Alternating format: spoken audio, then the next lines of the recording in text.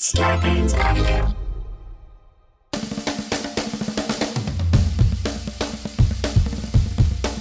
Good luck, Adam. Coming to you live from our houses in Los Angeles, California, it's Nobody Listens to Paula Poundstone, your comedy field guide to life. Tonight, how has black TV shaped our worldview? Daily Show correspondent and host of That Blackass Show on Starburns Audio, Dulcé Sloan, is here to talk about historic black TV shows and America's mania of slicing our demographic pie into discrete pieces. Can you be identified by more than just a pigment? Dulcé has opinions, and our white asses want to hear them. Plus, Mailbag. Tony Anita Hull opens up the listener mailbag, and we can't wait to see what emails come out. Mark Zuckerberg, don't flag those nobody's comments because they're unfounded. Unfounded remarks are the lifeblood of this show. I'm Adam Felber. Think of me as this show's mail carrier, who faithfully guides our conversations from their initial drop-off in a topical mailbox through a sorting machine and ultimately delivering them to an address of coherency. And now, please welcome the woman whose topical zip code is always all over the map, Paula Poundstone. Yay! Paula. Hey, So lovely. Can you guys hear the pod puppy moaning? No. Oh, she's moaning. I don't know. Oh, this is one of the things she does. She moans and looks out the window and tries to convince me that Bryan Cranston is out there. And I am not even looking at the window. Before we go any further, I want to thank tonight's house band percussionist Eric Kalver. Eric, thank you so much. I recognize those beats. This isn't Eric's first time, right? He's been here before, right? He's been many times. He was with us back at Ray Horseman Studios a couple of times, I believe. Oh, for heaven's sakes. In fact, now that I remember, Eric delivered me. Delivered you? Wait, Yeah. what? Yeah, he was a doula. I don't know if you knew this, but before he was a percussionist, he was a doula, and he delivered me. I want to thank you again, Really? Eric. Yeah. He's outstandingly young looking for somebody who could have been your doula. Yeah, you know, a lot of placenta can keep your skin really youthful, and he's been around a lot of placenta as a doula / percussionist. And what they found now through studies is a lot of babies will actually crawl out on their own if there's a nice beat outside. So he's really done some fabulous work. You know, I just want to say one thing. Yes. So Wendell kindly went to the store for me the other day. I've been on a candy bender for about, I don't know, I would say 3 solid years now. And I would say it's probably more than that, Paula. Yeah, like I crave it all the time now, and I often succumb to that craving. So I like Reese's peanut butter, but my favorite are the eggs, and so I get them and I freeze them so that I can have them as much of the year as I can have them. I can The do Reese's with peanut butter eggs. The Reese's peanut butter eggs, yeah. When they're in the cups, I don't know. I don't find the distribution right. But okay. I like the, I don't think there's a specific one related to Thanksgiving, but I can make do with the trees. The trees are okay. There's like a Christmas tree, Reese's peanut butter Christmas tree. But Wendell How about found the pumpkins? Oh, of course. What was I saying? The pumpkins. Yes, I have those too. Wendell found yesterday Reese's peanut butter mystery shapes. They're geniuses. They're absolute geniuses. So when a pumpkin or a cup or a tree or an egg doesn't come out right, they go, fuck it, put it in the mystery shapes.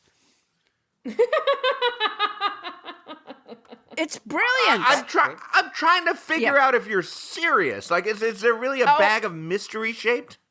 There are, yes. And what is that shape? Well, honestly, I haven't even opened the bag yet because I still have many other seasons to get through. Maybe for God's sake, shape. Paula, is the bag nearby? It's in the refrigerator. Can you go open one for us? Come on. Don't leave us hanging. That's a good... Wendell, will you give me a mystery shape We should. Adam has a good point. We should see what they look like. Yes. And I'm hoping they're not consistent. I mean, I'm hoping it's every single one is a different shape. I would hope. You know what I can guarantee you of right now, Paula? I can guarantee you that Tony Anita Hull has already Googled mystery-shaped Reese's eggs. Is that true, Tony? Have you? You're right. I'll bet she has. Tony, have you done that? I did Google it. Jesus. Wow. It's a compulsion. Well, it's true. I have fallen down the electronics hole in these last months. It's awful. All right, so Wendell just handed me the bag. Didn't occur to him to open it. Okay. So That's so Wendell. That's so Wendell. Taking a side swipe at your assistant Wendell right there. yeah. So I'm Mini Bonnie right now, with my crinkling sounds. All right, here it is. Now Here's you just one. took a swipe at your manager. Now, okay, so it has on the outside. Okay, first you have to open the bag, which was very challenging. I've done that, and now there's the individually wrapped ones inside, and the package, the individual wrapping has like a Christmas package stripe on it of red and white, and then a green ribbon. So I guess they're So trying it's a holiday themed kind of candy experience. Yeah, they seem to be, unless that's just a fucked up American flag. Maybe that's what it is. Maybe it represents election season. Mystery Probably shape. not. No, I bet I know it that is. Tony Anita Hull is like bursting right now because she just wants to tell us what the shapes are. But all right, okay, so I've managed to get it open. Oh boy. I think this is supposed to be a boot. yeah, I'm gonna say if it's a holiday theme, it's probably a stocking. I don't think it's a stocking. I think it's more sort of like troops marching. I'm telling you, these represent our political. These are. think so. I'm telling you, these are a statement from Reese's about the precarious perch that we're on with our democracy. And that's why these are mystery shapes. All right. Look. Well, now yes. Look, I just opened up another one, and it's a lying postal worker. Oh, shit. I gotta open all these. A lying postal worker? Yeah, they found How would you represent that postal worker is lying in candy form? It's the way his eyes are. He's got shifty eyes. Now, Paul, the last piece of this puzzle is for you to taste that boot or stocking and see if it has the right distribution of chocolate to peanut butter for you. Man, I'm eating the army boot right now. Oh my God, It's good. I only hope that when the stormtroopers come into my home, they taste this good. Not sure why they need to come into your home to finish their coup, but they've got to be somewhere. Well, there we have it, the mystery Reese's thing, and Tony, I've already Googled it too. It's a bell, a stocking, and a snowman, right? Oh, for God's sakes! Do you guys focus on your work ever? Well, we had to sit here while you ate a candy, Paula. You had to do something. You don't know how often you've sat through me eating a candy. I've learned to do it very quietly. Oh, really? Oh, well, Yeah. that's whatever you need to get through the show. Absolutely. Whatever all right, gets you through 2020. Yeah, and we're almost It's through it, aren't all we? right. It's all right. Oh my gosh. Well, let's do our customary round the horn thing and visit with our beloved supporting cast. First, in her new digs in Sherman Oaks, California, a stone's throw from her old digs in Studio City, California, it's our producer and friend Tony Anita Hull. Tony. Yeah, I'm here. Yay. Yay, Hi, my Tony. new digs. Hi. Tony, So- one of the things I worry about with you moving the way you have is that now, before you were playing on where did you live before? Sherman Oaks. I've always been in Sherman Right. Oaks. Before you were on the Sherman Oaks softball team, and now you're going to have to play against your old comrades because you're on the. Where do you live now? Sherman Oaks? I live in Sherman Oaks. I haven't left thought you Sherman were in- Oaks.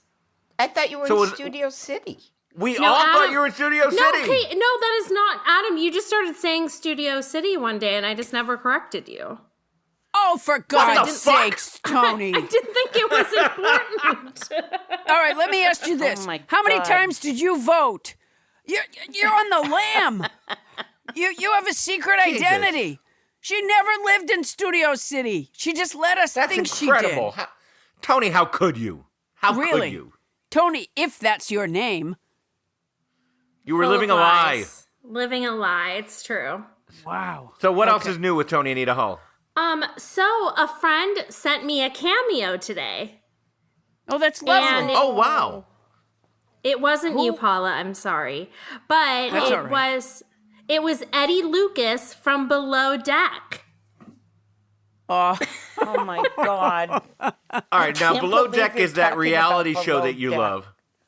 Bonnie, you'll get your turn. Yeah, I'm a huge fan of Eddie. He's back this season, and yeah, she sent me a cameo of him, and it was so sweet, and I laughed and I blushed.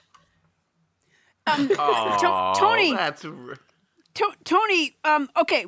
First of all, explain to us what Below Deck is.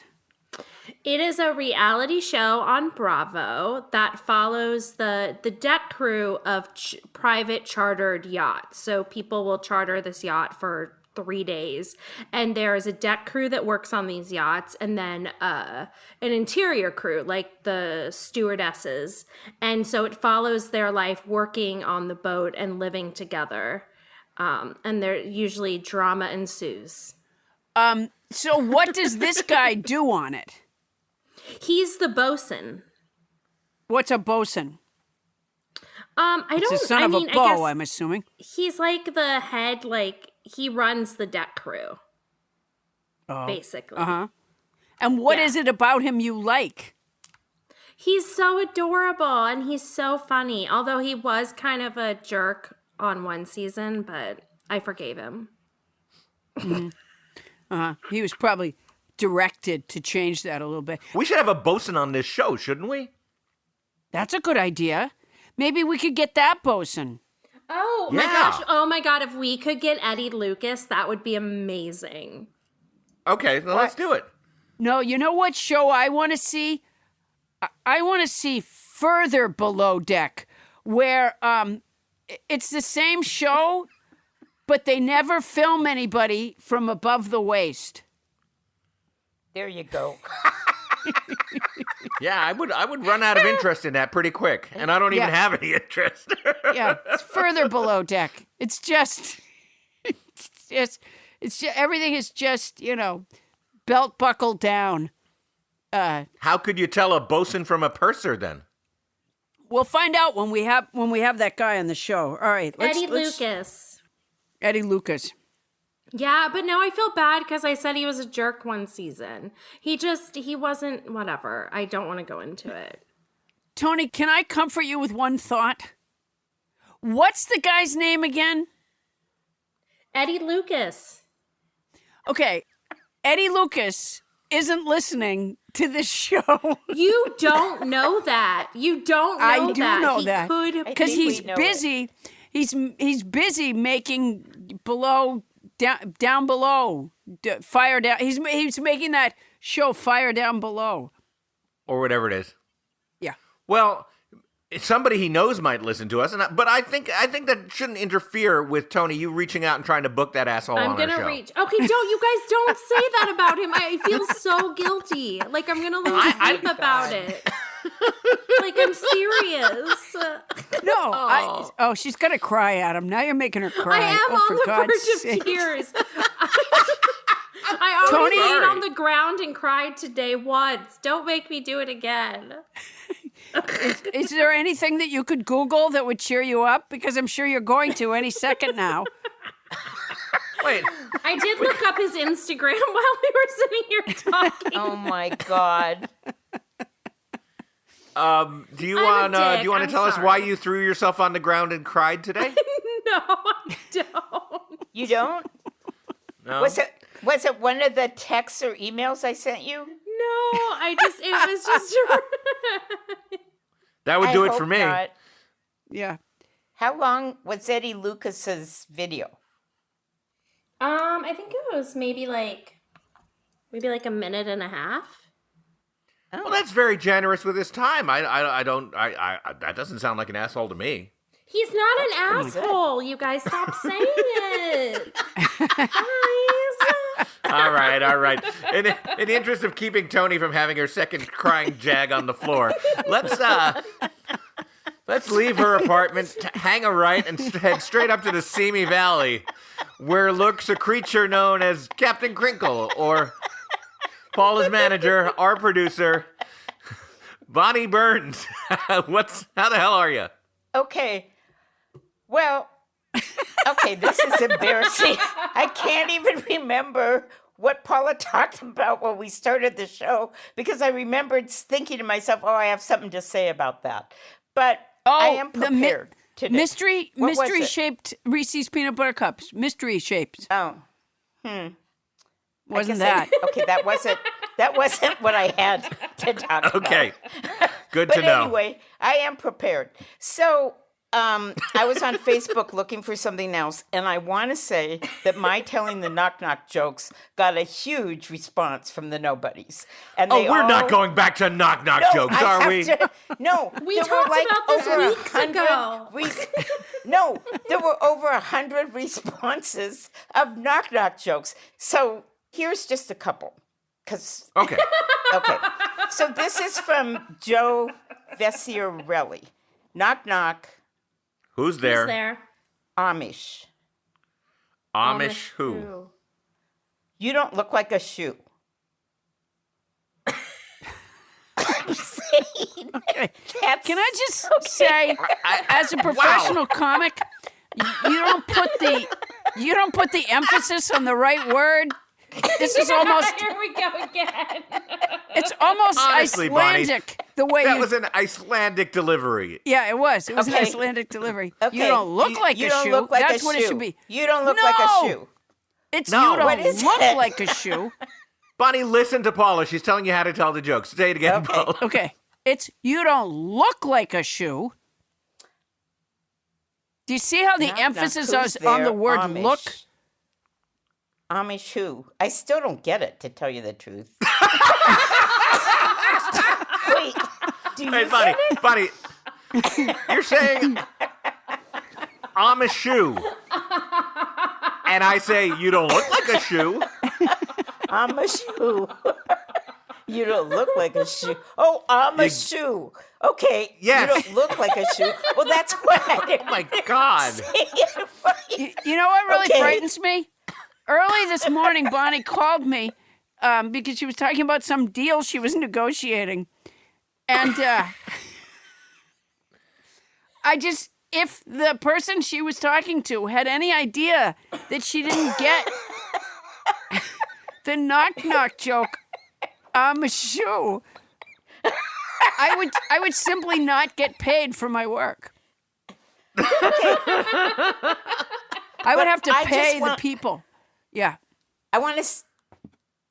I'm sorry. Are you done? Well, you would never know, would you? No. All right, what I else? wanna What else you have for us, No, Bonnie? I You have just any want to other? say this. I want to say this about Paula's comment because I know this about myself. I have a certain skill base, and I will say on that negotiation, I really pulled something out of a hat and did a great job. And I don't think everybody could have thought of that. No, I don't I might think not so be a either. great joke teller, but I know my stuff in a certain area. No, you're I have a absolutely skill right. base. And I just Well, want Bonnie, to I don't say, I hope this isn't too. I know we're supposed to sort of roll out this reveal, but ladies and gentlemen, I'm gonna do a casino in Las Vegas for like a year, the way Cirque du Soleil does, or Rita Rudner did, or and all I have to do is pay everyone in Las Vegas $3 a head. And that was negotiated by Bonnie Burns with the skill base just this morning. That was fantastic, Bonnie. That was creative thinking. Yeah. No one else would have thought to do that. A lot of operatives, in the business would have thought of getting their client money. Yes. But that's just... That's a mistake that a lot of beginning managers make. Yeah, exactly. It's all about making your client money. Yeah. Okay, here's another one. I'll try. Sorry, Adam. Go ahead. Go ahead. No, it's okay. I'm enjoying every bit of your failure to comprehend knock-knock jokes. Okay. Here's another one. I'll try and get the delivery better. This from John Jack. Knock, knock. Who's there? Pencil. Pencil who? Pants will fall down if you don't wear a belt.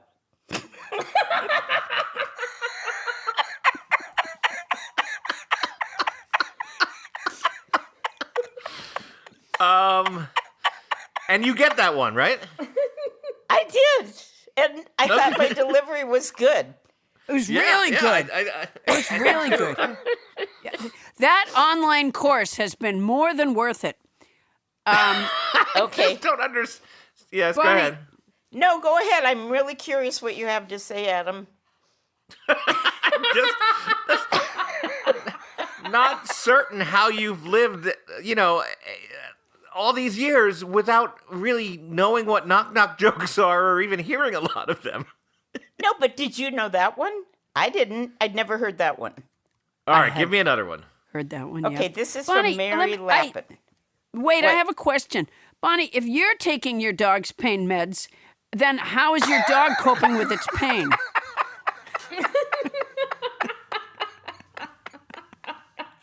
He is walking around with this kind of pained look in his eye. I would and think. there's a little limp to his back end. I'm sure. back feet. Because he's hearing you tell knock-knock jokes and he's going, who the fuck hasn't heard that before? Well, had you heard it? Have you Yes. heard it? Yes. Yeah. Yes. Really? Yeah. Yes. Where have I been living? Okay, try this. Well, I wouldn't say where have you been living recently.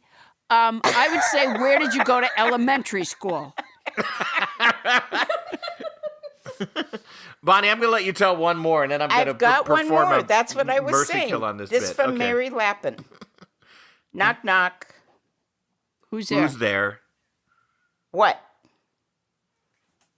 What What who? What? I can't hear you. I have an earbud stuck in my ear.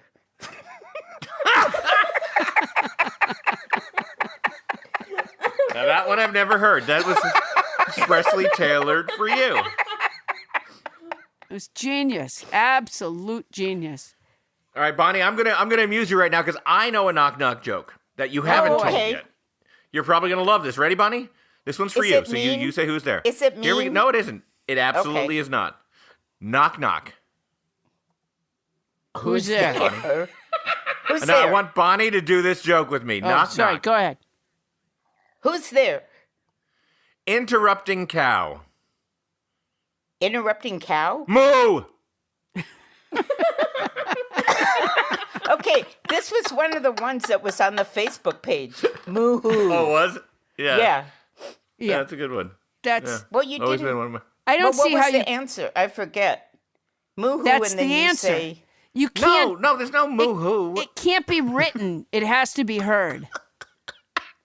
No, he said, knock, knock, who's there? Moo, moo-hoo. No, that's not what he said. No.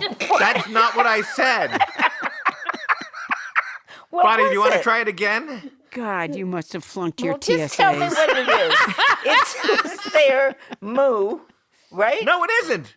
No. Oh, No. Knock knock. what? Try it again, Bonnie. Knock knock. Who's there? Interrupting cow. Oh, interrupting cow. Moo. You know what?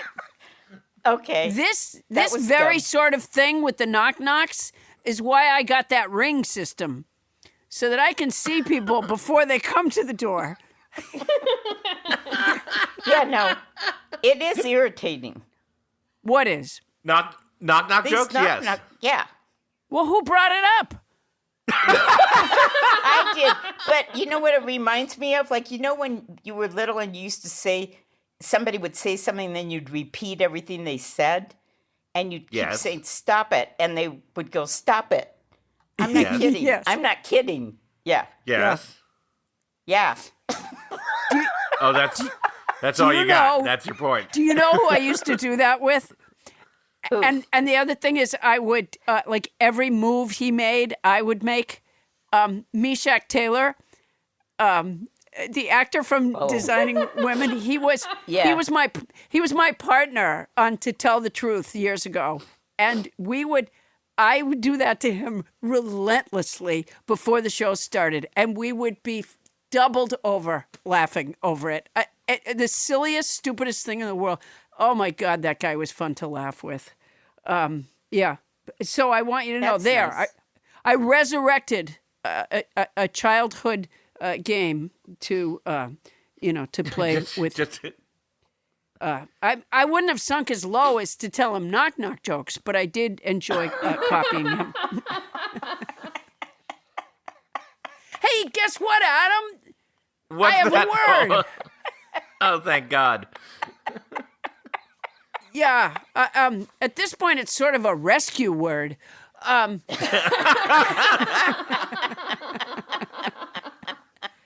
It's perdurable. It's an adjective that means enduring continuously, permanent. Here, I'll use it in a sentence. We made the mistake of assuming our democracy was perdurable. Let's not forget this lesson, you guys, so let's put it in the vocabulary song. Wait a minute. Great. Hey. My glockenspiel is underneath the mystery-shaped Reese's. Hold on.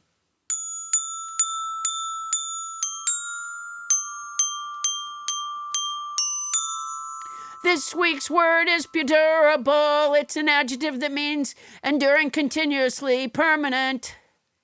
Oh, fuck, I forgot the little thing that makes you remember it. Last week's word was piety. It's a noun that means a conventional belief that is accepted without thinking. Just keep your tiny blood of Christ glasses clinking.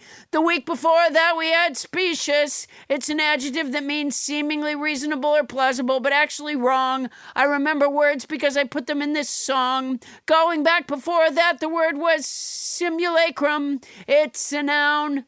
Its second meaning is unsatisfactory copy or substitute. I want a cookie, not a fruit. And not long ago we had rapacity. It's a noun that means aggressive greed. The filthy rich are still in need. Let's never forget gallimaufry, which I pronounced wrong until nobody James Hyder corrected me. It's a noun that means confused jumbler medley of things. Hodgepodge. Who's podge? Hodgepodge. Adam doesn't think my song is replicable,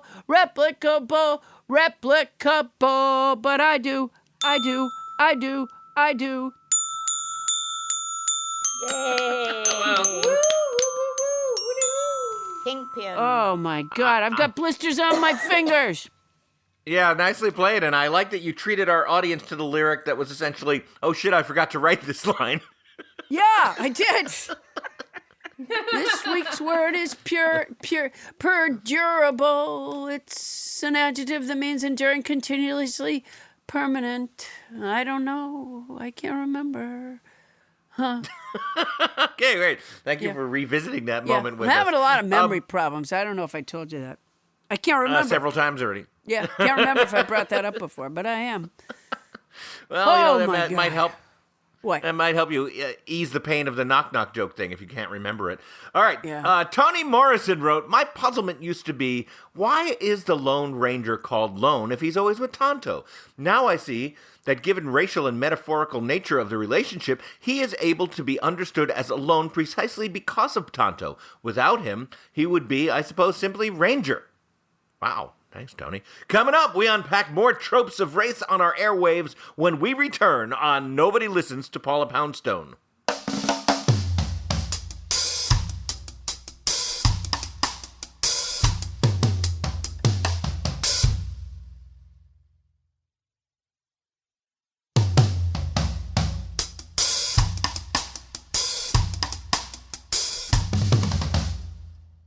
On this day in unremarkable history, Mario Andretti said, I never really go anywhere.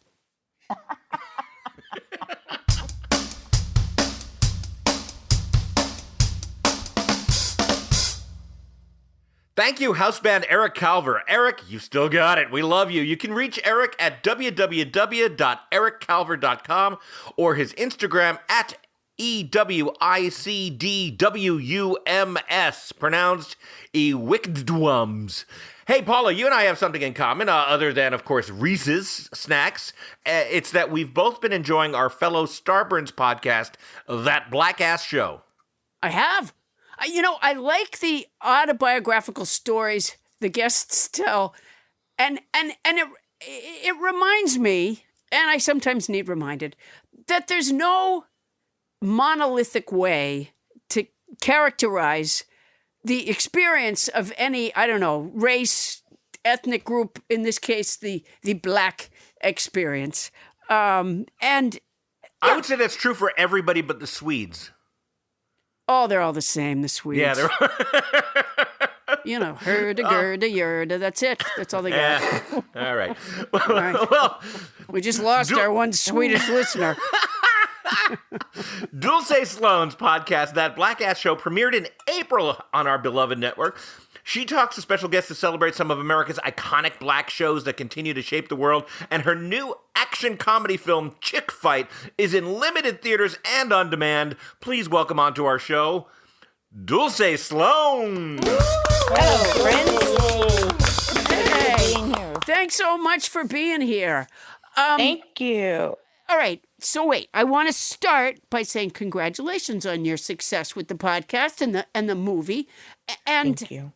I have to confess that I don't get cable, and and I don't listen to other comics as a general rule. Me either.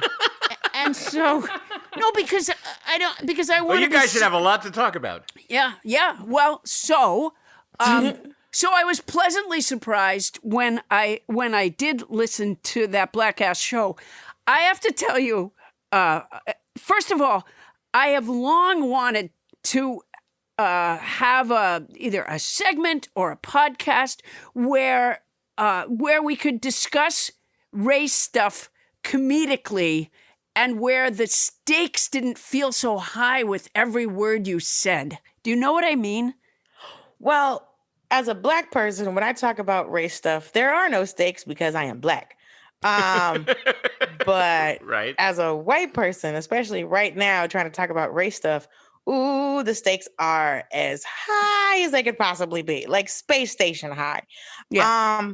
Because it's people always wonder, well, why? I think we always make the mistake of saying that white people shouldn't be talking about race when white people are exactly who should be talking and having conversations with people of color about race. Because the decisions of white people dictate the lives and experiences of people of color in America and all over the planet, especially if it's somewhere that's been colonized. So it doesn't make any sense to me why conversations about race, sometimes we exclude white people from them when really, it's only been through the legislation that it's our activism has created a change in the minds or the culture Absolutely. that has caused, the Civil Rights Act to be passed and the Voters' Rights Act to be passed and women getting the right to vote and gay marriage. So if you look at the Congress, it's mostly old white men. So they That's have true. to have a reason to pass these laws because they weren't doing it before. Yeah. No, absolutely. All right. I just want to say in my own defense, Dulcé, so I listened to the episode with Miss Pat, and you guys were talking about a movie called Life. Mm-hmm. Okay. I've never seen Life before, and she had seen it like multiple times, and you Yes. clearly were very familiar with it. Well, let me just say, like many white people, I kind of had done this thing. Really, I just until George Floyd, where I largely had a feeling that we were past things that we were not past. And when I look back on it, I say to myself, well, wait a minute. Why did I think that? What led me to believe that? When I re-examine, I go, well, no, we weren't. Where did I come up with that idea? And see, one of the things that I love about the premise of your podcast is that you're talking about these shows and shows that, shape identity, shape views. Okay. I grew up with a show that you probably never heard of because you're too young, but it was called Room 222.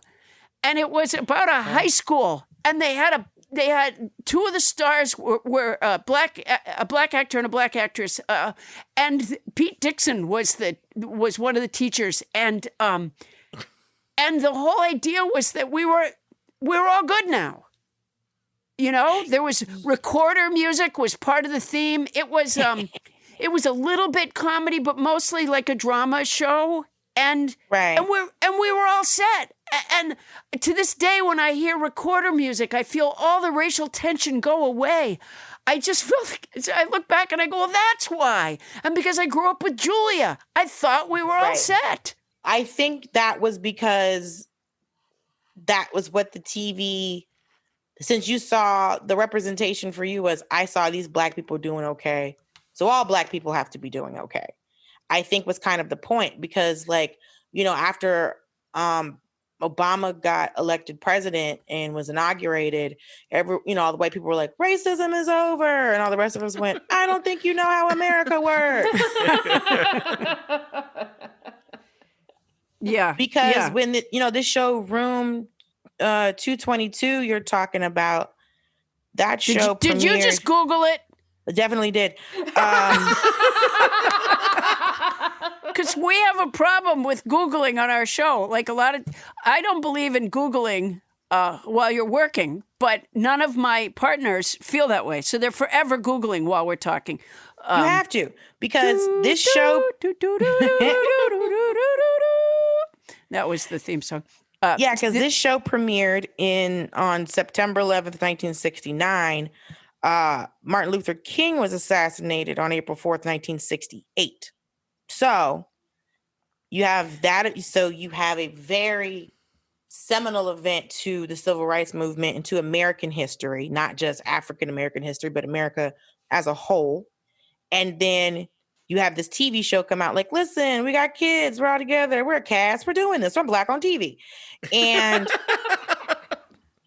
everything should be fine. But we're still dealing with a lot of things. And I think what was so frustrating as a black person in America was people going, I can't believe this is still happening. And it's just like, okay, Rodney King was 92.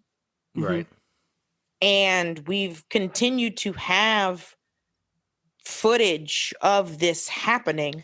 No, you're And absolutely it's been right. a well-known fact beforehand.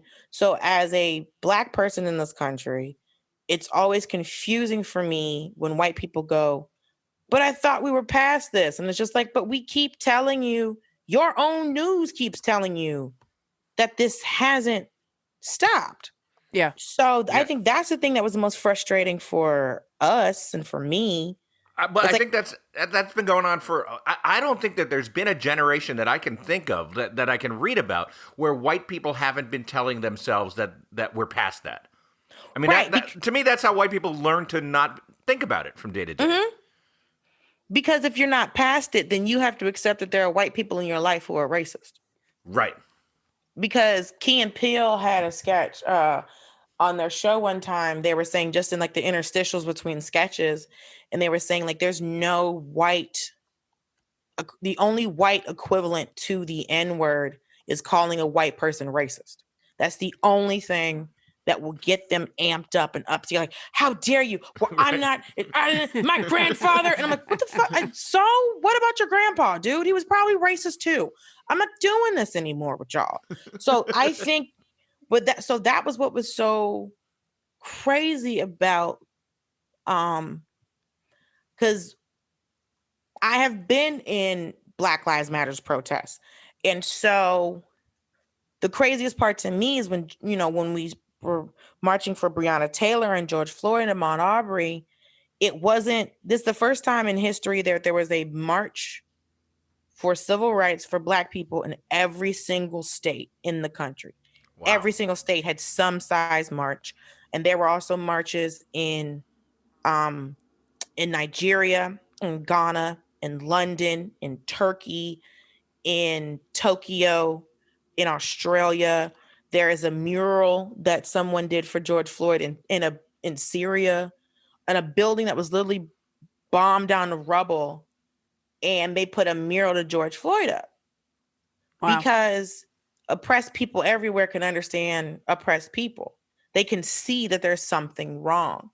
And so that's why I was glad, like this time when we were protesting and we were marching, we kind of came to the consensus where it's just like, we have been marching since 1955, Right. since the 50s. Mm-hmm. And I think we all kind of came to the consensus where it's just like, we can't continue to go to the street and say to you to prove our humanity. This has to be something, because because yes, there have been monumental moves forward, but there's a lot of work that still has to happen, because there are people who can watch any of these videos of an unarmed Black or brown person being murdered by the police and go, well, they could have complied. But you see through the entire video, they were complying and they still died. But that's not what you saw. You just saw a Black person interacting with the police, so you automatically assume that we were in the wrong. And if we lose our life in an interaction with the police, then it's our own fault. But we also have to realize everyone is trained, regardless of their background, on how to interact with the police. The training for Black and brown people is more intense that we get from our parents, but Sure. Everyone is told how to interact with the police to not piss them off, to not get arrested, to not be killed. And so there's a distinct, like, you can get in trouble for saying a cuss word in front of a police officer. He's a grown ass man. I can cuss if I want to. What are we talking about here? So there's a problem with the fact that if the police want to arrest you, regardless if they have full cause to arrest you, they can do that. It's just that who can get out when they get arrested is the issue. So it has to be an overall. I know plenty of white boys that have been hassled by the cops. I also know plenty of white boys who have fought cops and didn't die. So cussing at a cop, all kind of wildness, getting out, drunk take situations. Like, it's stuff like that has to be fixed. Yeah, absolutely. I also feel very strongly that if they bring back Room 222, we need some new storylines. I think if anything, we should bring back Car 54, Where Are You? I think is really what we need right now. All right, wait a minute. Did you say you're in your 30s? Mm-hmm. Well, then how the hell do you know Car 54, Where Are You? Because your girl gets, sometimes I can't go to sleep. True, Paula Poundstone. It's not like they burned the tapes, Paula. It comes on Nick at Night. Oh, does it? Well, I didn't know that. It doesn't seem like a show that needed brought back. Car 54, Where Are You? But it was. It's doing it for you. the estate of the man who played Herman Munster, might need some. I mean, those old school residual checks still ride. I got a residual check for the other day for 28 cents and the postage was 41 cents. I was like, no one should have sent me this. You could have saved this till I got $1. But I've had dollar residual checks, and my mother was like, "You deposited just like you do all the other ones." I was like, "Okay." Yeah, I sure do. I sure do when I get my dollar checks. And that's for first play. I'm getting those dollar checks. All right. Well, Dick Gregory said, makes you wonder. When I left St. Louis, I was making $5 a night. Now I'm getting $5,000 a week for saying the same things out loud I used to say under my breath. Oh, that's great. Stay tuned to find out more about Dulcé Sloan when we return to Nobody Listens to Paula Poundstone.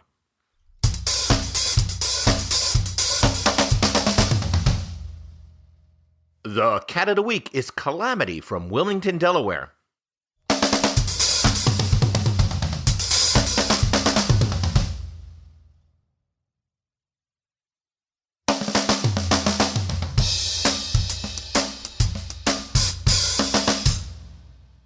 And we're back with Dulcé Sloan, host of that Blackass Show. Now, we all three of us have something else in common that I have to get to because recently, Dulcé, you have become a panelist on Wait, Don't Tell Me, haven't you? Don't deny it. Yes, I have. Mm-hmm. And how's it going for you? Are you enjoying it? It's been really fun. I've listened to it for years. I always loved hearing when you would be on the show because, I remember seeing your stand-up. Why, thank you. Yes. Oh, you weren't talking to me. I think never mind. No. Adam. Yeah. No, I was not. Sorry. No, I know. I'm so I know. sorry for you. That's okay. I'm so sorry for you. So, yeah, it's been fun. I realized that I think I know the week's news, and then I get on there, and I was like, some stuff I know, no problem, got it. We in here, we out here, we killing it. Your girl knows she's all about her education, but then sometimes, and it's like, oh, I don't know what newspaper you read, but I don't know her. I don't know who she is. I don't know where she lives. I know nothing about that information. You got right there. It's the news of the weird that usually fucks you up. But the other thing, or fucks one up, I don't know what, but for me, but the other thing is some of it is I just choke because I often know the answers to someone else's questions. Yes. And then when it's my turn, I'm like, well, fuck. And then when my turn's over, I'm like, oh yeah, I did know that. Can you tell, me, but our listeners, our nobodies, what was your path to success? People ask me this question, I never know how to answer it. Blessings, first and foremost. But I decided to become a performer when I was 6 years old. And after the numerous day jobs that I had while I was in, school, high school and college and out of college, I was just determined to not work in somebody's office, which was crazy because, and I was talking to my mom when I got Daily Show and I was like, Mama, you know how I've been working so hard to not be in somebody's office? She's like, yeah. I said, I hard worked myself back into somebody's office. Because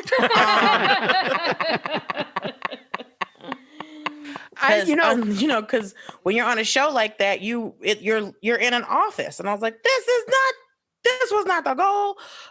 So why are you in an office? So I saw the piece that you did where you took credit for the black women's vote in the Alabama Senate election. And I know you were kidding, but what part of that is you talking and what part of that is the sketch, so to speak?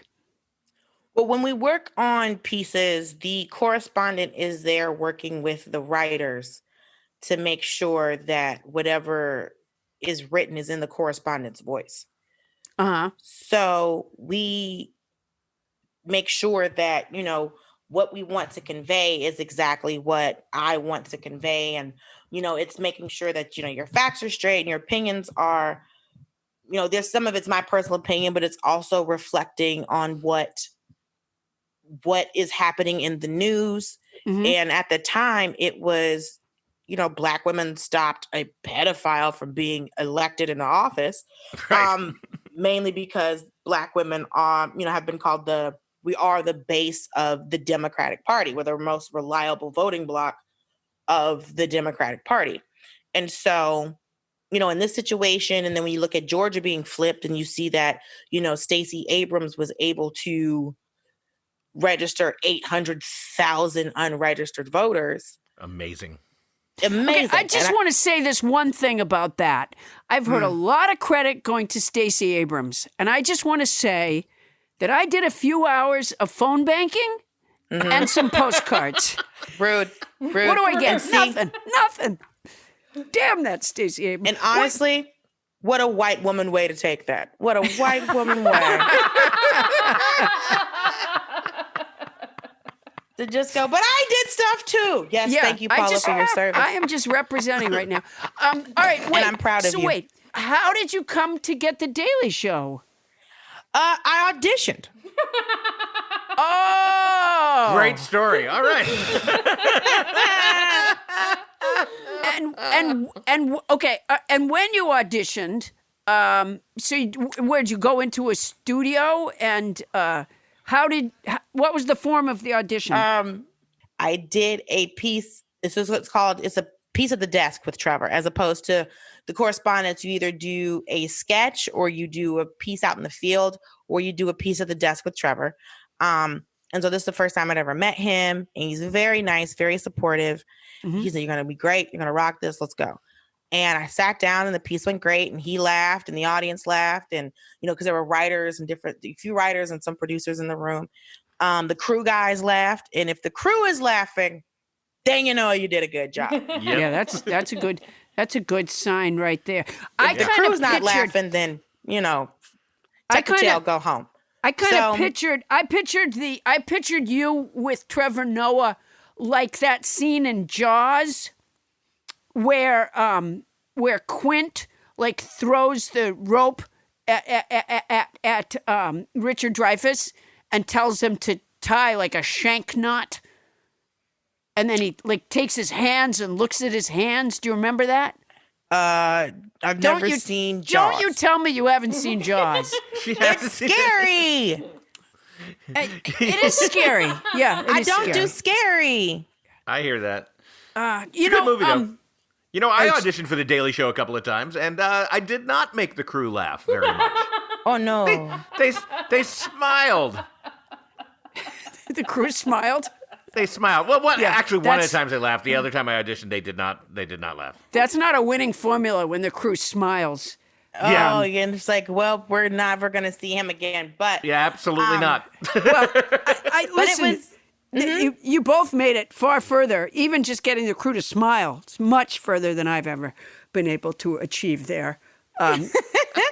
So Dulcé, now you said that you made Chick Fight in Puerto Rico. I was in beautiful San Juan, Puerto Rico, filming Chick Fight, and so I had to learn fight choreography. It's my first big role. It's my first big role. It's my first feature film.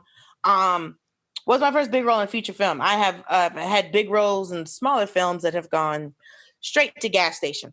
I want to be on gas station TV so bad. Paula's been trying to break into gas station TV for a while not now. gas station TV, the DVDs that are sold in hood ass gas stations. God, right next to the jerky. Like next to the mixtapes and the blunt rolls, that's what the movies that have been in it. I think gas station TV is even on a rung or two down from that. All right, So what's Chick Fight about? Yeah. So Chick Fight is about a woman named Anna who is down on her luck with her business and her love life. And her best friend, Charlene, played by your girl, me, she's getting down in the dumps and down on herself. And she kind of just goes, listen, that's not how we are. That's not how we do. That's not our ministry. That's not how we live. And so takes her to a female fight club and it changes her life. And so I had to learn fight choreography. I had to punch someone in the face. I get punched in the face. I had to cut my nails really short, which, if you know me, was hard. But I'll do it for the work. I had to tackle somebody. Wow. I like it that kid cutting your nails was harder than punching someone in the face. Okay. Well, I could only punch them in the face because I cut my nails down.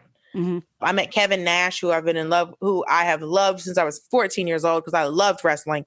12. I have loved Kevin Nash. So when he came to set, he's like, "I'm Kevin." I was like, "I know," and I couldn't speak. Was it fun? Oh, it was a lot of fun. It was so much fun. Like being on set was great. Our hair and makeup was great.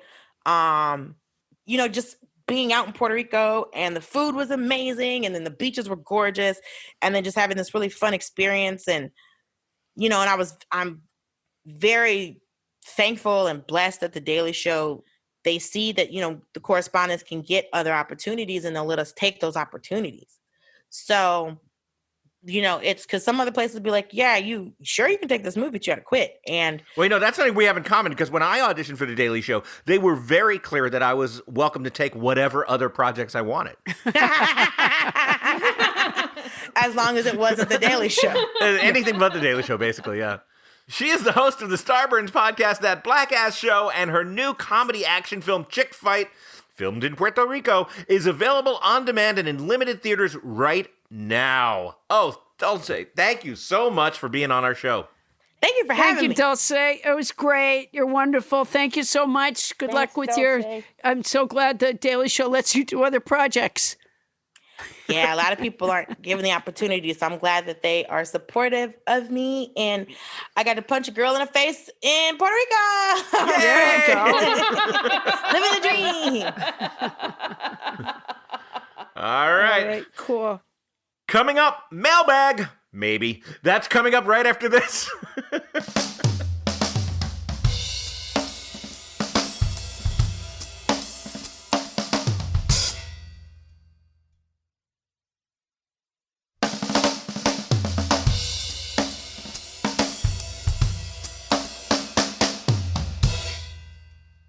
Fun fact, Buckingham Palace actually has 78 bathrooms, and you can find out why that is in the movie The King's Fiber.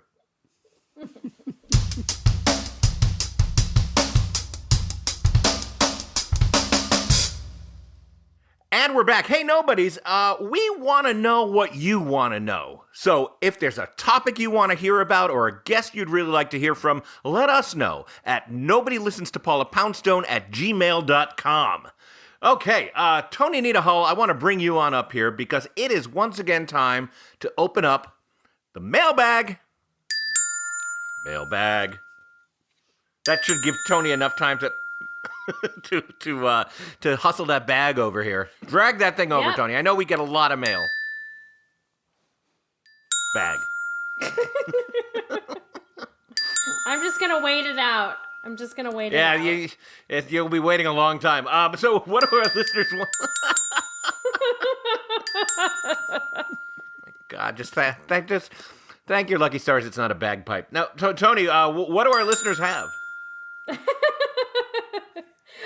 So we turned to Facebook strictly this week, so we get a lot of amazing engagement from our nobodies on Facebook. So Joan Giddle Wiener Levin wrote, "I totally understand someone choosing a profession based on their last name, like Paul Tuff talking about grit. Unfortunately, my last name is Wiener." Well, for one, your last name appears to be Levin.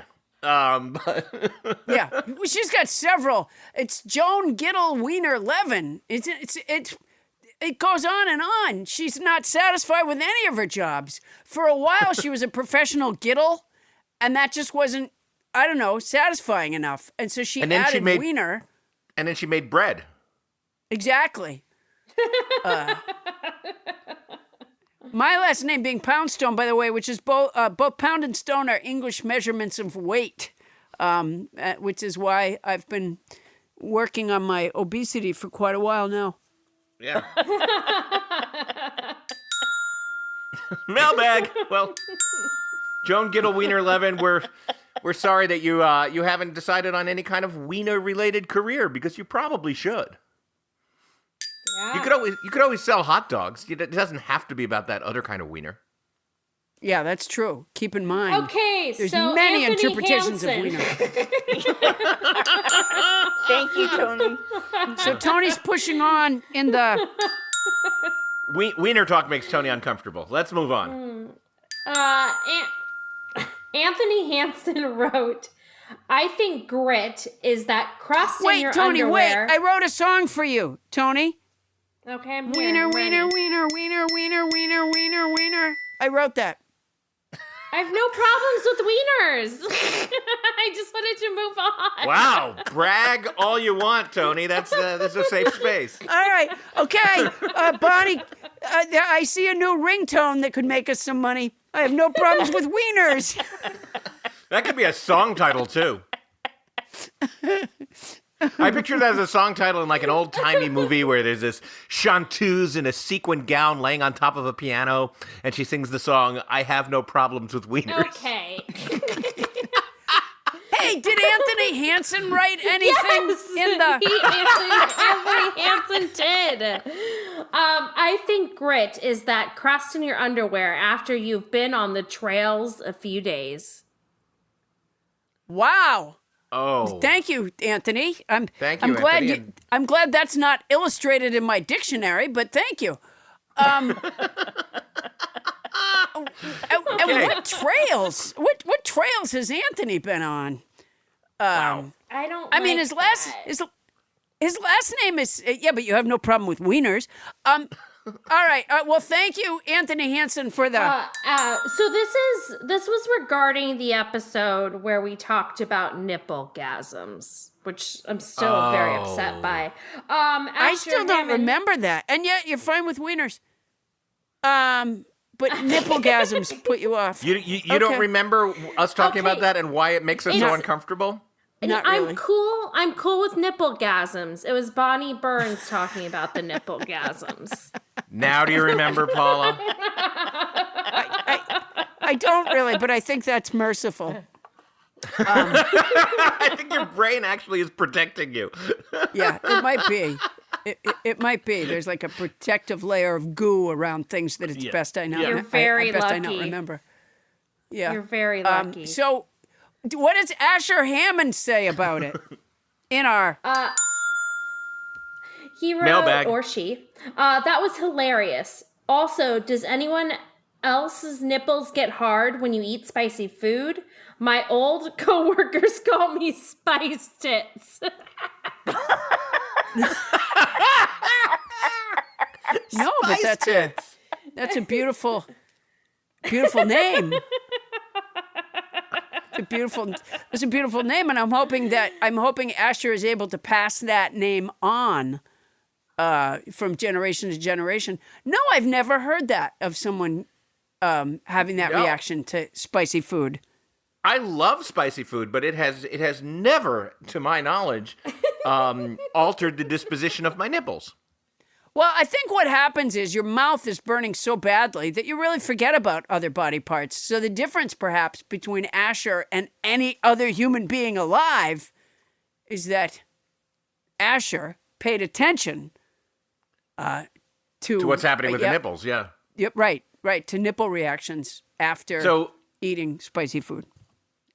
All right, well, thanks, Spice Tits, for showing up on Mailbag. Yeah, that's a beautiful name. Yeah. Spice tits. Mike Schulman. I kind of think of it as a baseball player name. I don't know why, because I just hear the announcer saying Spice Tits on second. Now batting, number 17, Spice Tits. Yeah, that works. That's a swing and a miss for Spice Tits. Yeah, that's beautiful.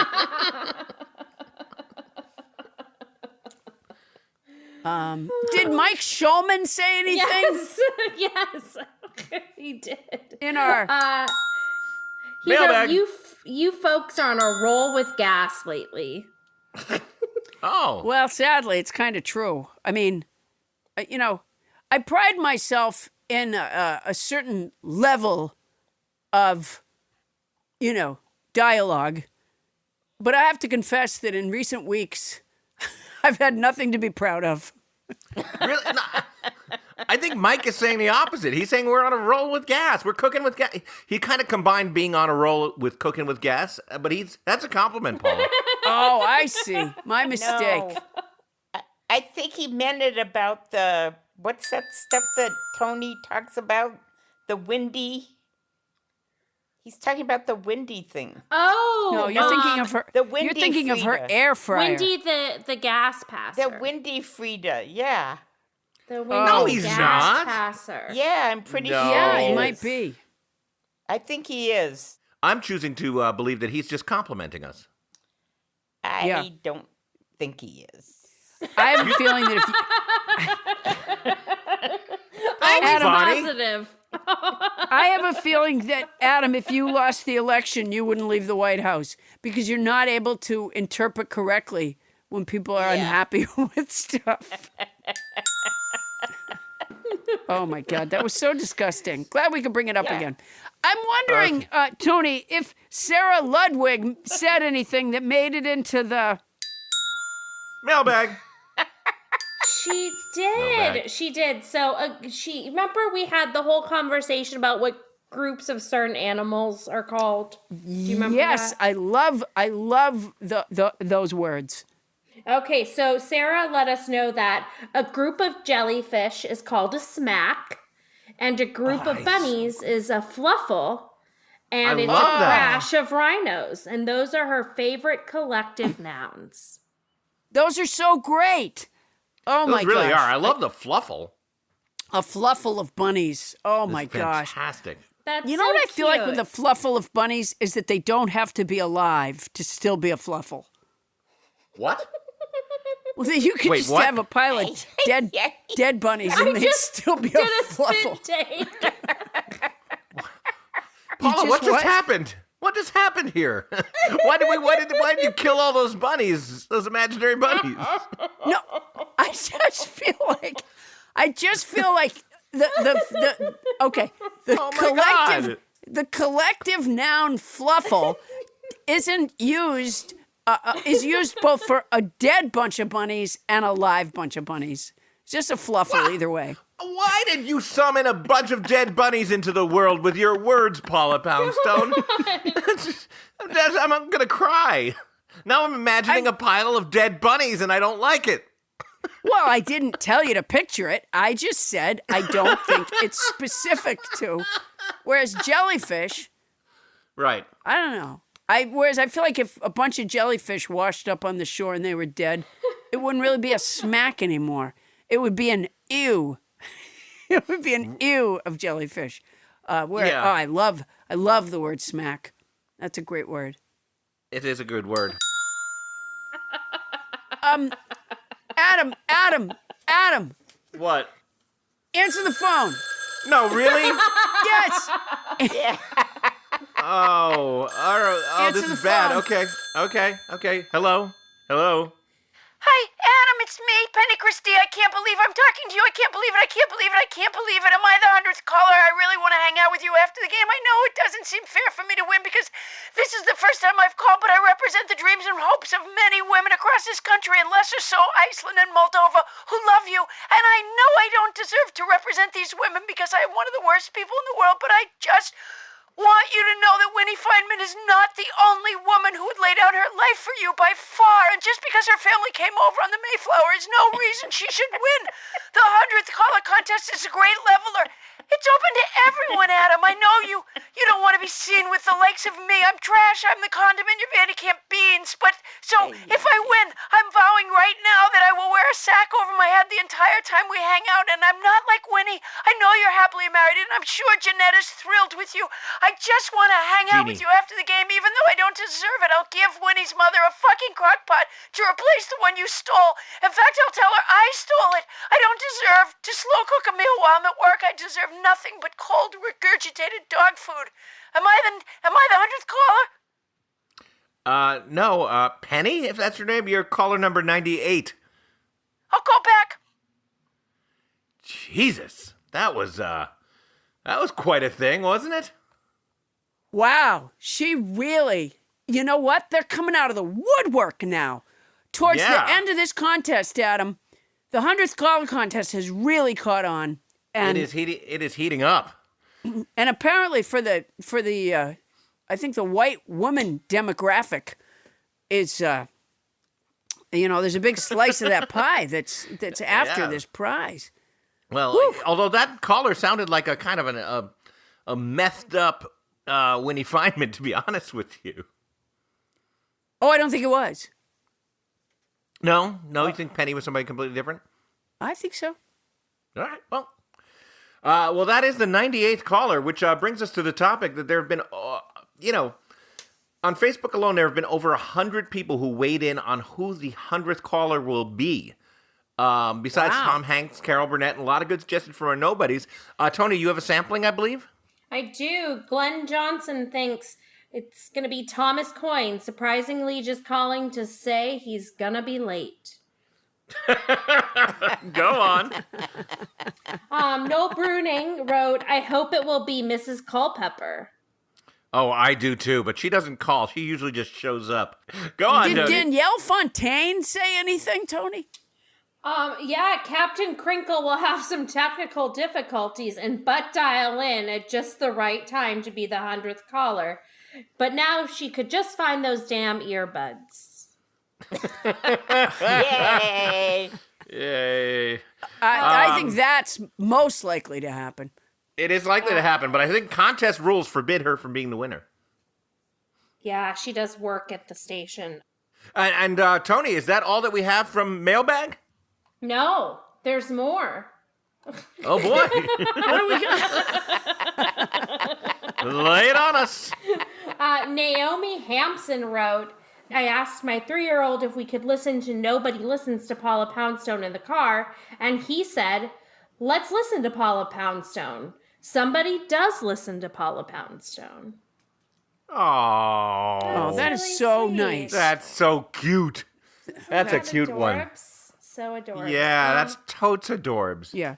And then he said to his mother, thanks for never using that nose thing on me or that weird gas thing. Yeah, no Fritas, yeah. We don't know that. Naomi could have used Windy the Gas Passer. Naomi or- wouldn't have. She has a very Naomi bright Or would the not nose use Windy the Frida. Gas. No, because they're both No. gross, and that's not the kind of life she wants her kid to have. They're gross. I agree. Yeah. Well, I think the what? nose Frida is fine. Yeah, because you don't have to deal with all these kids when they grow up, Tony. And just like, when they're in college, just like they bring their laundry home, they probably bring home full noses. so To be disgusting. sucked out. Yeah. And Mark Carter finally wrote, Heidi has no idea how good the plugs are, though. Heart Kitty Poo Club.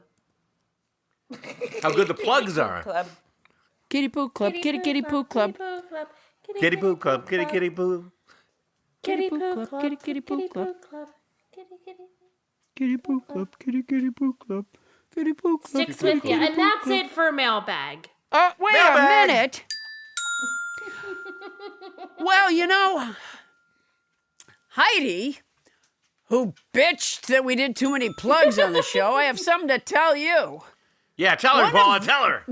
One of the joys of buying T-shirts, books, CDs, and Poundstone pussy pillows from paulapoundstone.com is that Jeff Bezos doesn't get a penny of your money. I can also make a video postcard for you. Go to cameo.com/PaulaP33. How's that, Heidi? Yeah, and Heidi, I don't need to tell you. Anything. Yeah. Yeah, and Heidi, I don't need to tell you that the NFL season is in full swing and heating up as we approach the playoffs, and you can watch NFL football on Thursday nights on Fox while listening to me and Jeff Cesario do the Starburn Sports simulcast.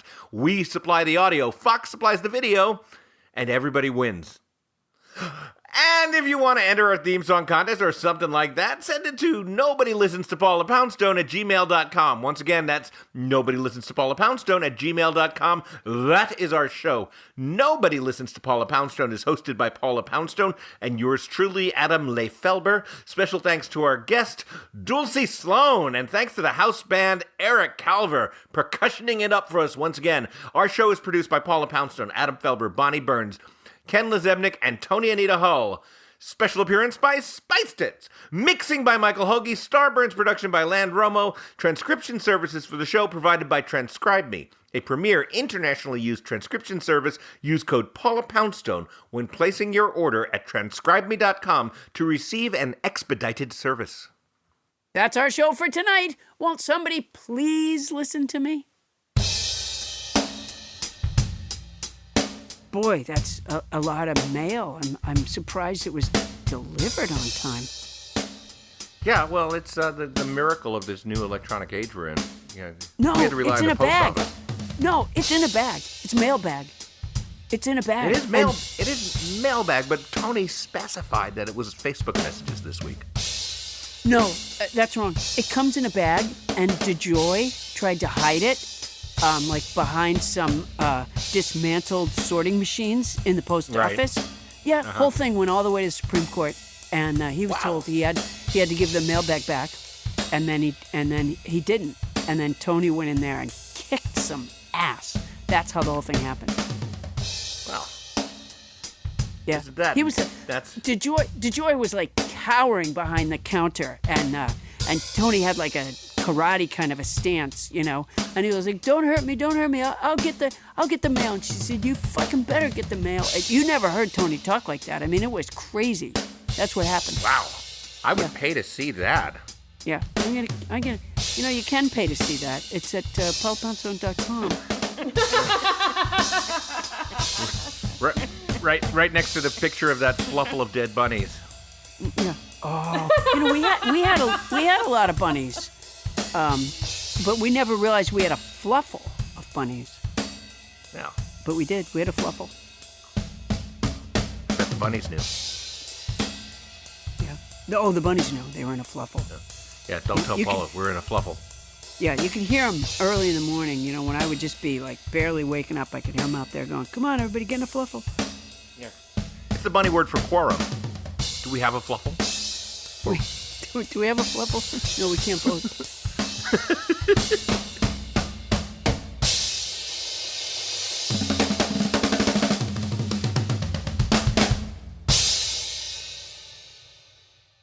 Starburns Audio, a podcast network.